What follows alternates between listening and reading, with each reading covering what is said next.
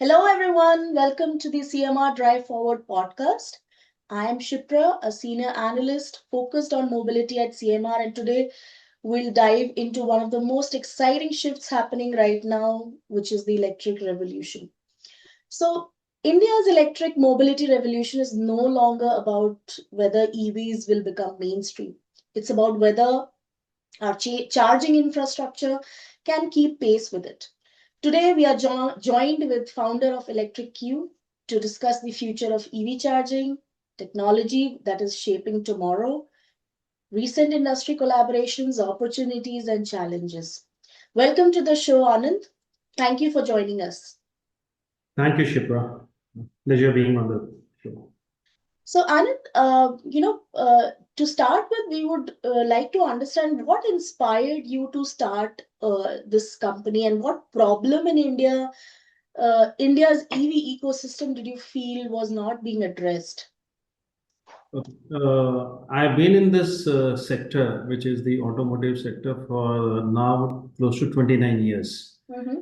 20 years I have worked with various corporates, various auto two-wheeler companies in India across multiple geography, demographics, and also different job profiles. I have been there across. And in the EV space, I have been here for last 9 years. This is my second company. Now, we always felt long ago that two-wheelers are the mainstream when it comes to the personal transportation in India. For simple reason is the size of population that we have, the number of people who have to travel for multiple reasons from point A to point B, Mm. and the public infrastructure that is available in our country. Okay. Okay. Without getting into details why public infrastructure is there, not there, what it will be in going forward. But we have been seeing this trend. I have been seeing this trend for last 25, 30 years that two-wheelers have been the mainstream from a personal transportation or public transportation perspective for people to move. Even today, they contribute more than 70% of the automotive sales or automotive penetration in India in terms of two-wheelers. And after the next 10 to 20 years, the situation is going to remain almost similar to what it is today. A few percentages it may change, but unless there is a drastic and very drastic change in mass transport system in India, whether it is related to buses or trains or metro or trams or any other methodology that you use, two-wheelers are going to remain the mainstream. So Okay. having known this thing for so many decades, have been part of this industry, I strongly feel that if you are in this space and if you are able to contribute whatever you can do as a organization, I think then it's a great help for everybody who are part of this mobility business. Okay, okay. So for viewers, Anand, if you had to describe the company in one sentence to, people who are unfamiliar with the company, what would it be?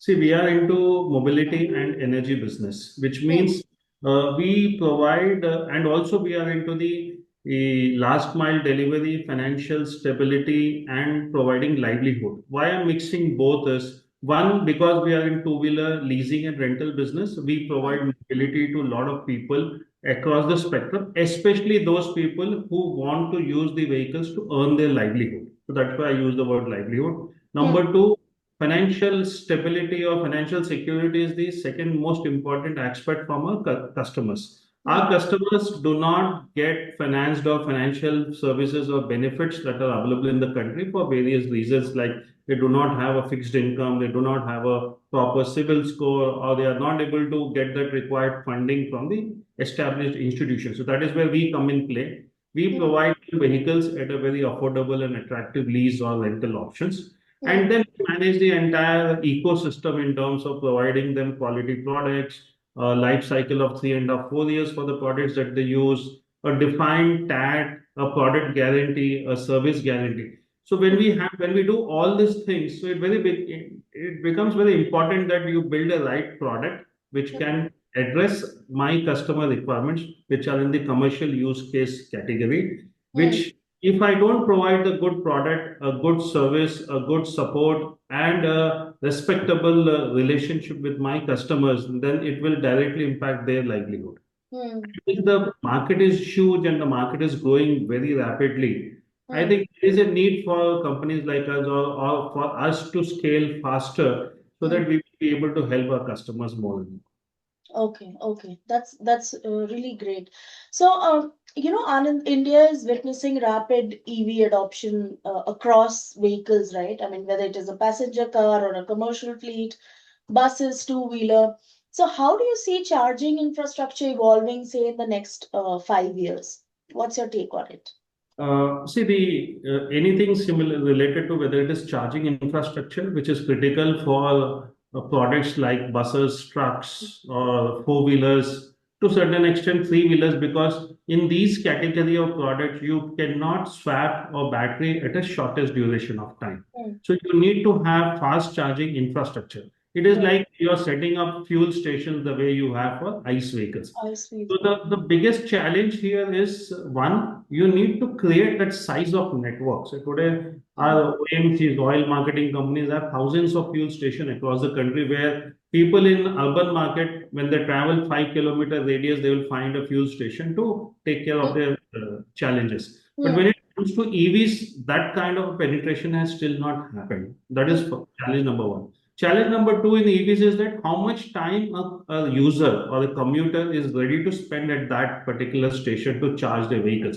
Hmm. Obviously, the bigger vehicles like buses and trucks, it will not be possible. However, best of the technology that is available today, it's not possible to charge them at a very shortest duration of time. So you need to create a bigger infrastructure for those vehicles to park, to get them charged, and then they move on. At least for cars, you can still have 30-minute, 15-minute, 45-minute charging infrastructure created. So these are infrastructure projects. These take a lot of time and a lot of money. But once done, they would be extremely helpful for all the EV owners and EV users to rapidly shift from their current, whether they're using a fuel based like a petrol or a diesel powered fuel vehicle, or whether using a CNG or LPG as a fuel vehicle. So all these consumers can move to EV because the total cost of ownership from an EV perspective is far lower than any of these other alternate fuel based vehicles that are available. Hmm. So these are the two things I think which if they get addressed Hmm. and the technology evolves where you get into more rapid and fast charging infrastructure being made available, I think the adoption would be much faster than what you're seeing today. Maybe that would be the time where the inflection point is achieved, and then the growth would be like a hockey stick where the numbers are Hmm. growing at a very rapid pace, as you've seen in other Hmm. industries like telecom or any other industries. Hmm. And finally, obviously, the price matters at what Hmm. cost it costs for the consumer to charge his vehicle. And lastly, the most important factor in India is that even a person buys the EV and installs a fast charging infrastructure or a charging infrastructure at their place, Hmm. our housing society or infrastructure does not have that support system or does not Hmm. have Hmm. that facilities or provisions where you can charge your vehicle. So at least for four wheelers, yes, there could be some investment done by the user and do it. But when it comes to the lower category of vehicles where price become a very important factor like two wheelers or three wheelers, Hmm. then infrastructure, affordability, price of charging, all this makes a difference.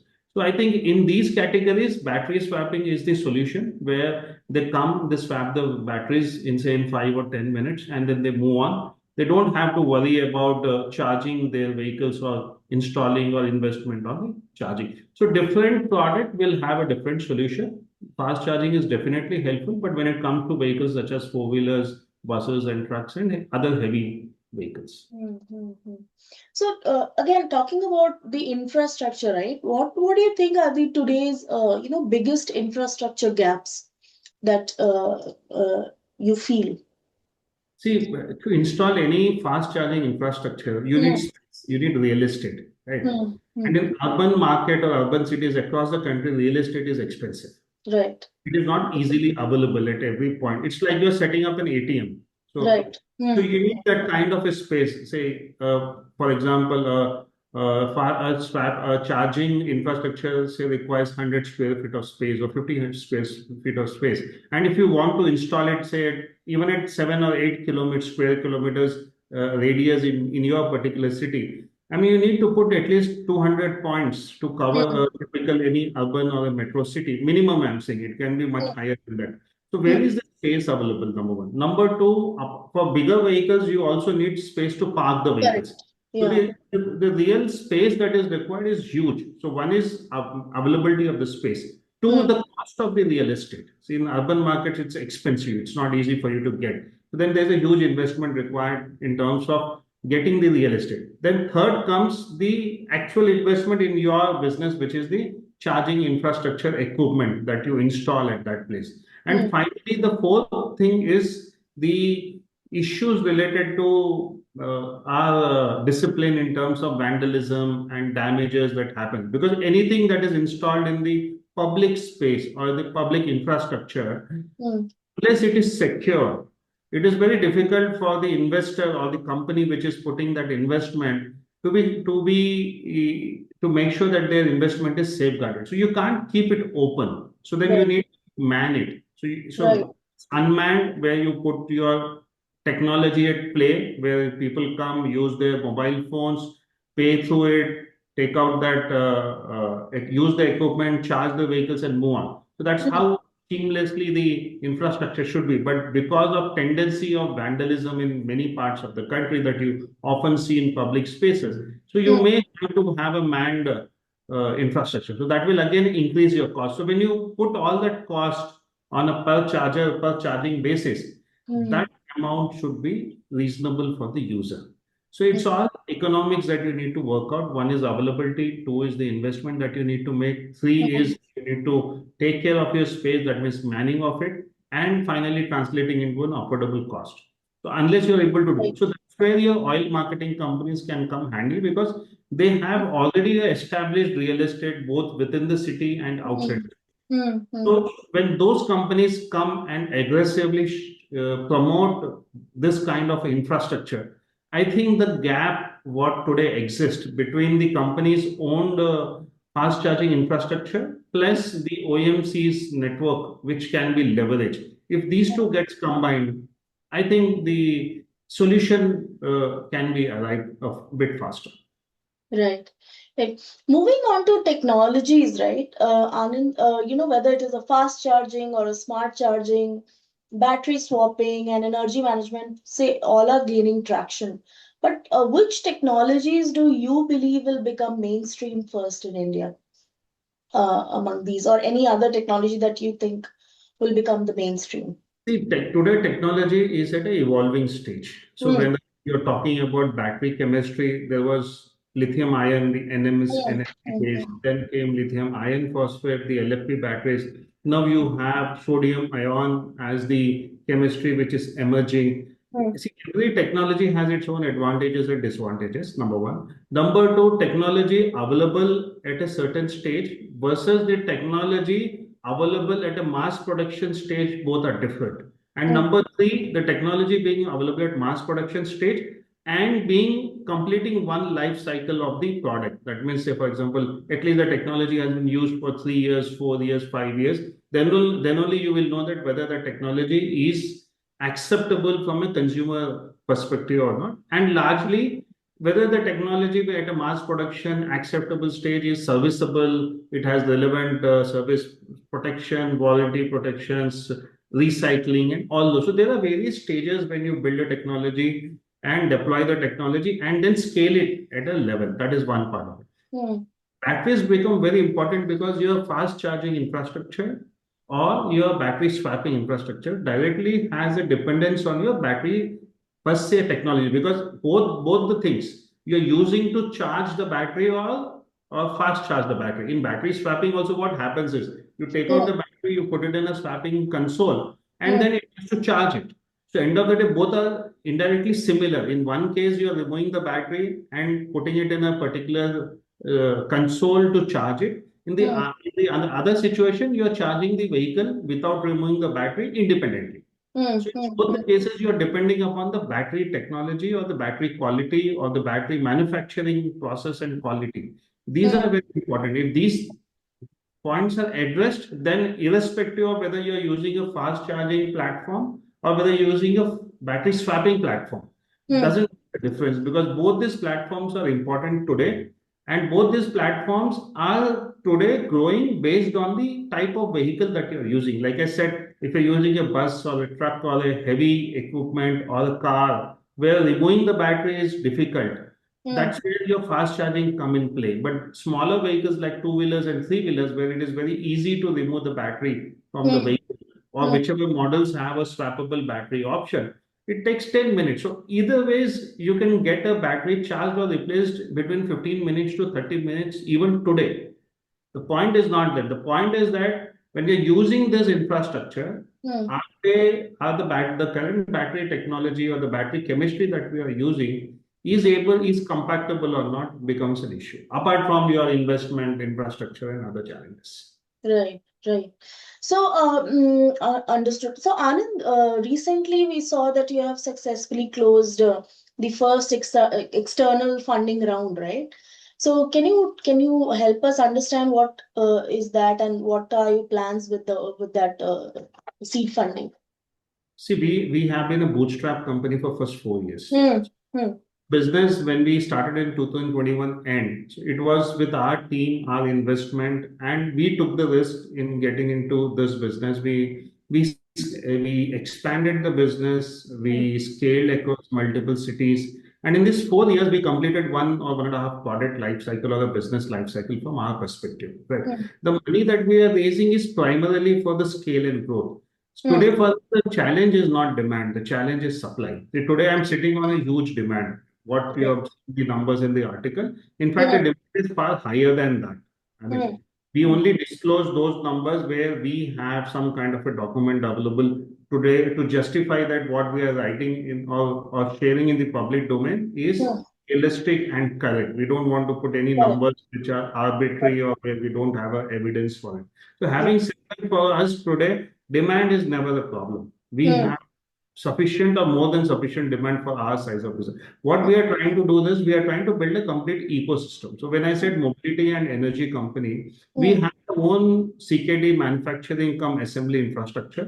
So we control the vehicle life cycle or the product life cycle. We undertake our homologation certifications, all the mandatory requirements in-house.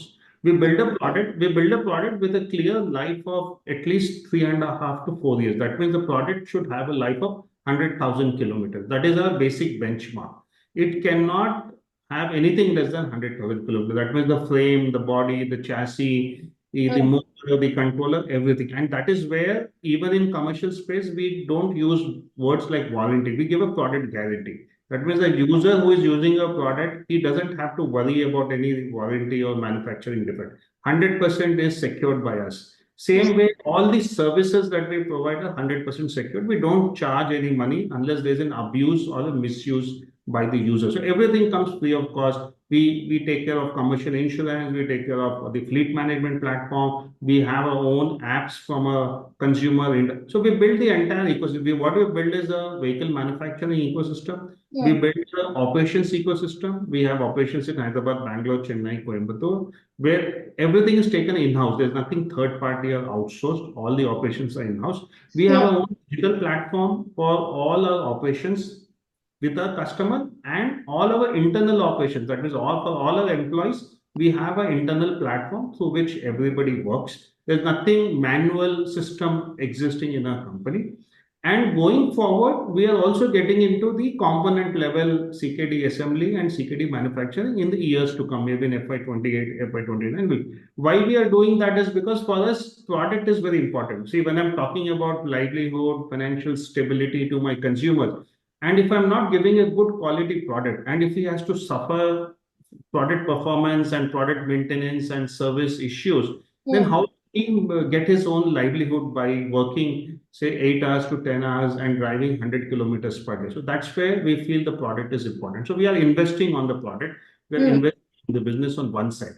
Battery is something we are not investing right now because we feel that battery is still an evolving space. That means the technology is still going to change. Still, some changes are going to happen. And since we don't do battery in-house, so Hmm. something which we can't see what is happening inside is something we don't want to invest right now. Maybe 1 year, 2 years down the line, we'll invest. But from a battery swapping perspective, we are already in. We do our own in-house swapping. We also have partnerships with brands like Indofast, Moving, where we use their swapping infrastructure for our customers. So we are building the entire ecosystem, right from sourcing, supply chain, manufacturing to deployment to digital platform and battery swapping so that end to end my consumer is taken care of. And our model is a scalable and growth model, which means that we are right now building franchises. So we are empowering small fleet operators. We are empowering a lot of 3PL vendors who supply manpower to various e-commerce platforms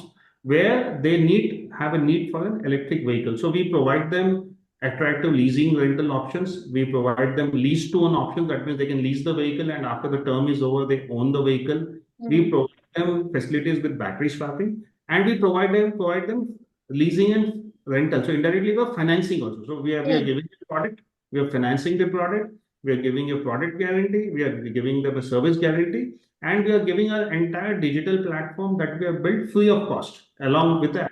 So what we are doing is that we are not giving them just one entity or a product. We are giving them a platter. That means in the platter you get a product, you get a platform, you get a service, you get a support, you get warranty, you get spare parts. So the person doesn't have to go anywhere. If somebody wants to start a business, he just has to invest on infrastructure and on vehicles. That's it.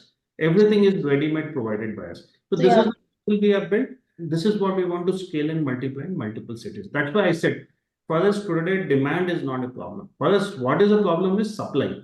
And for Mhm. supply is where we are raising the money. So 70% of the money that we are raising is going to go 100 into the product. That means getting more material to build more products and deploy more products. 30% of the investment will go towards expansion. That means I need more team size. I need to build my team. I need to build my geographical presence. I need to build my infrastructure. I need to enhance my manufacturing infrastructure. I need to enhance my product development teams. I need to build my engineering team. So every 100 rupees that we raise, 30 rupees would be deployed towards these activities and 70 rupees would be deployed towards sourcing the right raw material to build products and deploy products. Right. And we have been profitable all 4 years. We have never burnt any money. We never had any cash loss year annually also. And all the 4 years, we have been always PAT break even consistently. So what we have learned that this business is scalable, this business is profitable, and we have proved that. So, though we are a very small entity in the whole ecosystem, but we strongly believe that what we have done is not has not been able to be done by many players who have raised millions of dollars in the same space. Hmm, hmm, hmm. So that's your USP, right? No, it's not about USPC. In business, you incur losses. Hmm. But whether it is your money or investor money, you should be very responsible towards it. Responsible. Yeah, And at some absolutely. point of the time, if you don't make money, then Hmm. automatically your business will collapse. Right? Correct. Correct. So profits is just one part of it. Tomorrow you will have cash flow challenges and various other challenges. So what we have proved is that when with our own money, with our own team, and with our own efforts that we have been able to build this project and sustain for 4 years, if we are able to consistently raise money the way we have planned, I think we can multiply our numbers very rapidly in a very short period of time. So, thank you so much, Anand. I mean, that's really something that that's really unique that we just heard. Talking about your recent new division, right? ElectriQ A.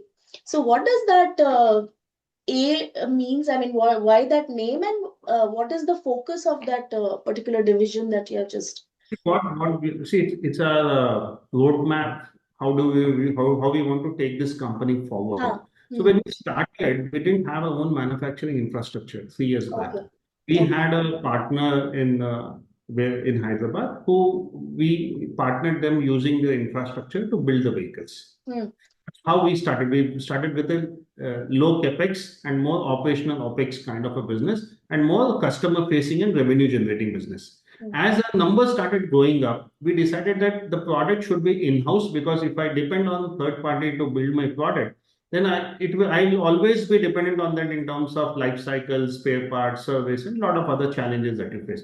So Hmm. phase one was contract manufacturing, phase two was own manufacturing. As we go to phase three, which will be FY 28, where we will, like I said, we'll be getting into component level manufacturing. We'll also be getting into a battery assembly kind of an infrastructure setup, so that slowly the entire product ecosystem should become in-house. So that's where we divided electric A, electric B, and electric C. It's just a nomenclature where we want to define our business, how we take it forward in every stage. Because 5 years from now, if I'm talking about raising further rounds of money, or if I have to give exit to my investor, one, I need to build a company which is investable, which is scalable, investable, profitable. Also, I should have my company should be attractive to a large number of investors. Like maybe we will try to get ourselves listed on an IPO stage, whether it is SME IPO or main board IPO, after 3 years, when based on the numbers that we reach. So if I have to reach that stage, then every year I need to build my company, and every year I need to add something more than what we are doing right now. If I don't do value addition in my company, then the value addition in terms of return to my investor also will not happen. So today, somebody who has come as an investor in my company, he'll expect X multiples of return. It could be 2 multiples, 3 multiples, 5 multiples, whatever that number is there when he decides to invest in a company. Now, if I have to ensure that he gets that return in next 3 years' time, if I'm in the same business model and same situation without doing anything new, without doing anything different, without doing anything big, why will the next investor 2 years, 3 years down the line will invest in this company? He will not, or they will not come. So if I have to be there, I have to, number one. Number two, how do I secure my business? If I'm doing the same thing, today my business is a replicable business. I'm not doing a business which is, I'm not building a product which doesn't exist in the world, or my business model doesn't exist in the world. Only thing is I'm doing it far better than what others are able Others. to. I'm Yeah. able to scale much faster than others can do. So how do I differentiate them? Because most of my competitors depend on product and product life cycle on third party support. So Right. that is something I want to do it in-house. Number three, we are not just looking India as a market. We want to be a global entity. So if I have to represent ourselves or present ourselves to other markets, whether it is South Asian markets or a Middle East market or a African market or those consumers, what they would like to see that how strong we are in our own current market. So if I don't have create build infrastructure, if I don't build multiple product options, if I don't strengthen my backend, that's my digital platform or my product or my manufacturing ecosystem, then why will those consumers living in the different geography will accept us and help us grow in this Right. market? So if I have to achieve these goals, then that is where I need to do something more than what we're doing today. So we have earmarked that if FY 27 we want to reach a certain X number, FY 28 it should not be just numbers, but some value addition in the business. By the time we reach FY 29, it should have more value addition and not just the volume growth or the revenue growth or the PAT growth. Right, understood. So, Anand, artificial intelligence is, say transforming infrastructure management, right? So, Correct. how do you think AI is helping improve charger uptime, predictive maintenance, demand forecasting, and obviously the customer experience?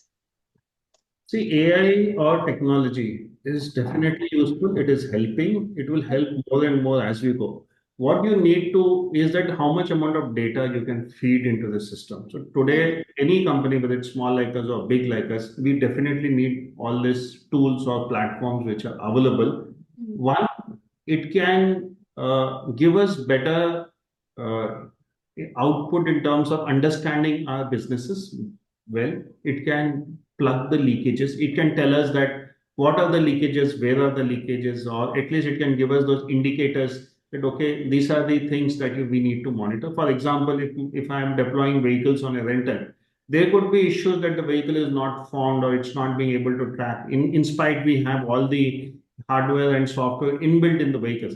But if I'm able to feed a data of say 30 days, 45 days, 65 days, and it creates a pattern and it tells me that even before the vehicle gets into a risk, that my vehicle may get into a risk, by studying the rider usage, by studying the vehicle performance, studying various parameters. So today we try to use certain platforms. See, today we are very small. We don't have enough money to put in AI or any other platform. But whatever is available platform, we try to use and try to synthesize this data and try to understand that what all information we can derive at a much faster pace so Right. that we are aware before that happens. See, the Hmm. advantage of technology is that it should tell you even just before or before that what problems you are getting, Yeah. not what is good. It should also tell you that what challenges Predictive you face. It should be a predictable intelligence. analysis.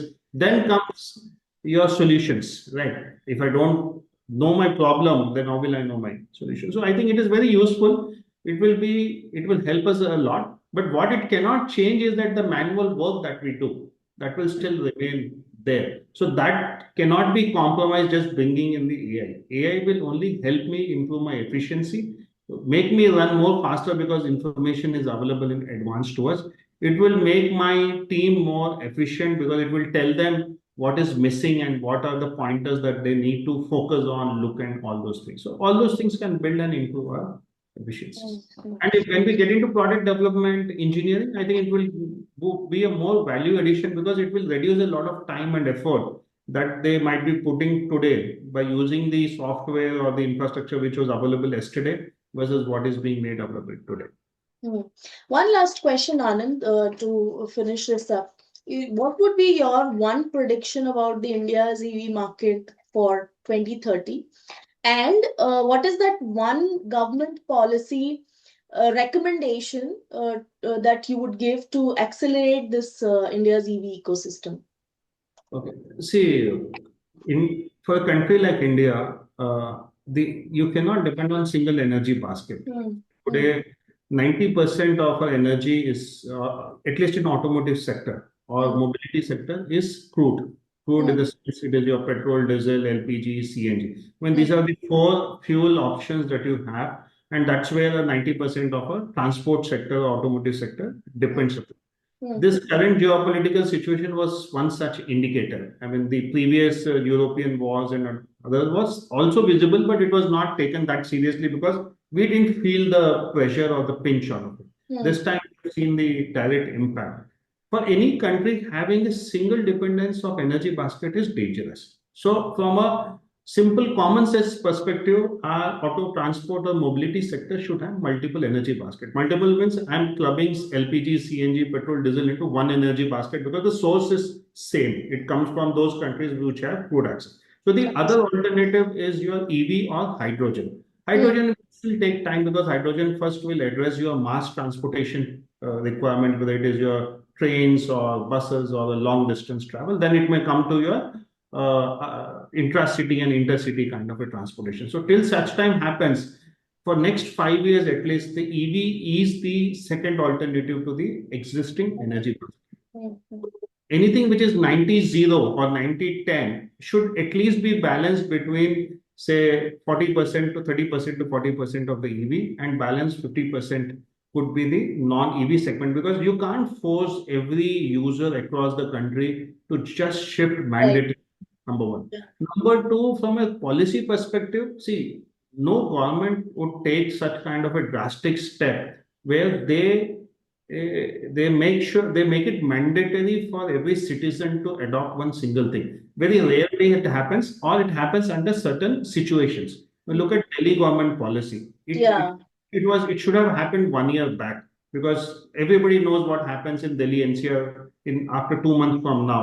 Just wait October to They are come. saying they will only register two-wheeler EV two-wheelers from 2028. So yeah, that's a big See, important announcement. factor, what a lot of people may not know is that tailpipe emissions contribute at least 25% plus of the total emissions wherever you find vehicles available. So when you Hmm. look at all the urban markets and the metro cities and state capitals, which are densely populated with automotives, imagine out of the total pollution, 25% plus is coming from tailpipe emissions. So two Hmm. things, in my opinion, any government can easily do is that there are more than 2 million people who work in as gig workers for EV for two-wheelers. In that, less than 10% people use EV. So all e-commerce platforms or all delivery platforms Less than 10% is EV, 90% is your non-EV. Similarly, personal use case also the ratio is almost same. 87-85% is non-EV and 13-15% is EV. I think the first thing what government can do is that at least all the commercial usage where the choice is not with the commuter to a larger extent should move to EV across the country, which is the easier for any government to implement. But then you are disturbing the buying preferences of any user, number one. Number two, if you have the intent to make sure that the impact of pollution does not damage your environment and the health of your citizens, then you should be prepared to take steps like what Delhi government has done, which is a radical step because for them it has become a necessity. But if you actually travel to all other cities, like you travel to Bangalore, Hyderabad, Chennai, Mumbai, Pune, Ahmedabad, these cities are also no different than Delhi when it comes to vehicle pollution. So other states can adopt the Delhi policy with some changes, but at least from the commercial segment, whether it is two-wheeler, three-wheeler, four-wheeler, buses, at least these four categories similar to what Indian Railways has done, where they have moved 96% of their transportation to electric. I think these four sectors can move the entire commercial usage of two-wheelers, three-wheelers, four-wheelers, and buses and trucks to EVs, at least in these top 50 cities or top 100 cities. I think if we're able to do this, we are maybe to a very, very large extent, we will address environment and health issues related to pollution. Okay, okay. Otherwise, Delhi government policy is a benchmark. Anybody can blindly follow it. Yeah. Out of curiosity, Anand, one biggest myth about EV charging that people have. If you can just focus on that, and then then we'll close. What I mean, I The biggest myth of EV charging. See, it's not about myth. Again, I'm telling you, it's not a myth. See, in personal use case, what happens in our country is that there's a lot of hear and say, or your lots of alternate modes of communication that happens through WhatsApp and various other social media networks. Absolutely, on EV, it's a misconception. It's not a myth. EVs are as safer as your ICE vehicles.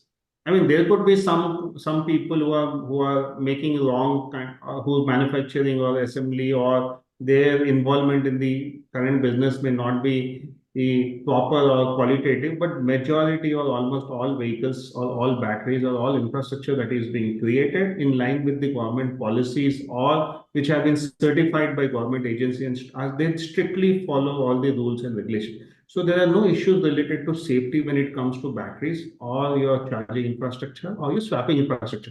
No issues. I'm not saying 100%. There could be small variation in that, which only that company may be able to answer those specific questions. But then largely there is no challenge what people found 2 years back or 3 years back or 4 years. So there's no problem. See, only difference is that you need to change your habit. See, whenever you embrace a new technology, the person who has to embrace, he first has to adopt towards the technology. Right.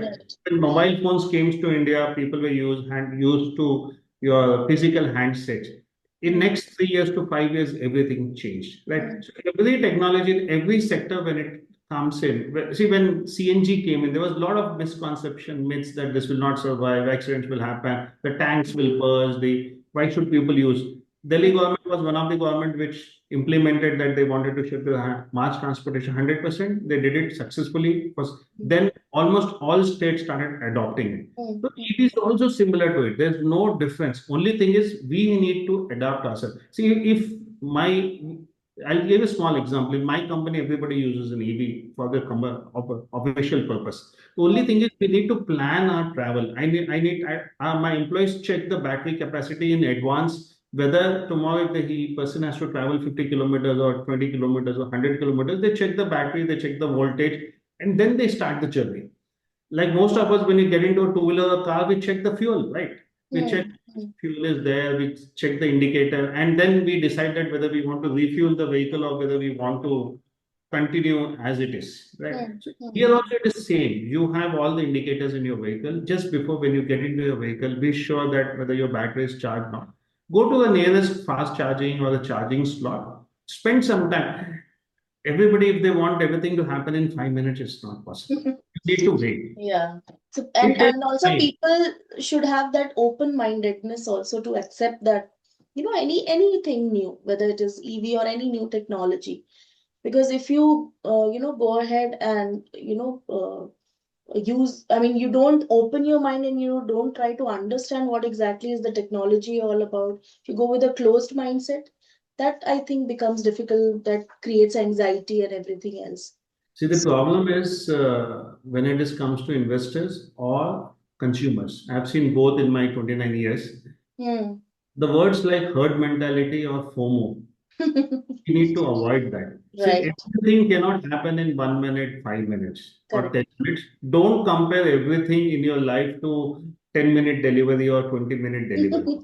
Everything cannot be compared. You need to see the situation, you need to see the logic or rationalization. If you want to travel 100 kilometers and if your battery charge doesn't have 100 kilometers, you Hmm. need to plan and take out time, whether it is 10 minutes, 30 minutes, 40 minutes. Go to your nearest charging, plan it in advance. Today, everything is available on your mobile phone. You download any fast charging entity app, or if it is integrated with your manufacturer app, you can see your nearby stations, whether it is charging stations or swapping stations. It will tell you the wait time. It will tell you whether how much time it will take. So you can plan everything. I mean, you need to Right. wait. I mean, if you need something in return, you need to have patience, give time. It's like you cannot walk into a hotel, Hmm. a multi-cuisine hotel where it is an a la carte, and then you expect that it is delivered like a burger is delivered in a fast chain like McDonald's or any other hotel. It doesn't happen that way. Both are different. So, Right. so you need to Absolutely. wait. You need to have patience. Yeah. So fantastic insights, Anand. Thank you so much for joining us. To our listeners, that was Anand Thakur, founder at ElectriQ, sharing how they are powering the EV ecosystem. Don't forget to like and subscribe. See you next time. Bye bye. Thanks, Shipra. Thanks for your time.